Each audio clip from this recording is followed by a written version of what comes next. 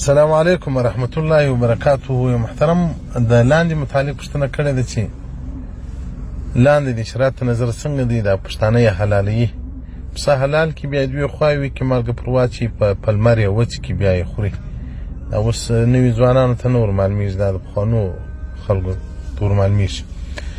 عبدالله بن مسعود رضی الله تعالی عنه فرمایي وایي د رسول الله صلی الله علیه وسلم سره یو نفر خبرې کولې، نو رېږدېدی بیریدی په وهم کې و. رسول الله صلی الله علیه وسلم ورته مه بیریږه، فإني لست بملک، زه باچا نه یم، زه د ښځې زوی یم. هغې به تأکل القدي د لاندې غوښې به خوړلې. حدیث رقم 3312 سنن ابن ماجه جلد 5. علماء کرام فرمایي وایي کان نبی صلی الله علیه وسلم احسن الناس خلقا. رسول الله صلی الله علیه وسلم احسن الناس یعنی په ټول انسانانو کې ډېر ښه اخلاقمن و، ډېر ښه اخلاق یې درلود.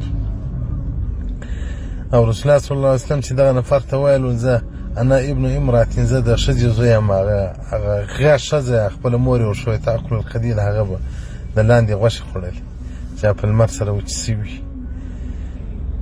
نو د دا حدیث څخه مراد تواضع د رسول الله صلی الله علیه وسلم دی. دا لاندې غوښې خوړل دا ابناء الملوک نه خوري، ځکه هغه تازه جلا لندې غوښې خوري، تازه غوښې خوري.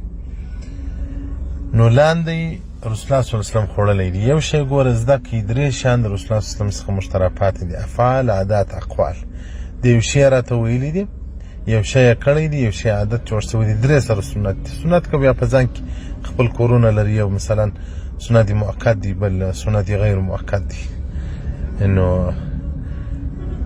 نو هر هغه کار چې رسول الله صلی الله علیه وسلم کړی هغه زموږ په حق کې سنت دی. په حق کې باید موږ محبت رسول الله صلی الله علیه وسلم پیدا کړو. دوی باید نه ووسېږو لکه دا اوس مسلمانان. بروز یو چا بحث راسره کوو، لنګوټه که سړی لازم وبولي چې دا لنګوټه سړی تړي، دا بدعت دی، ځکه دا یو مباح کار دی. لنګوټه سنت دی، مباح کار خو دا دی که یې ثواب یې نسته، که نه که یې عذاب یې نسته، او سنت باندې خو اجر و ثواب سته.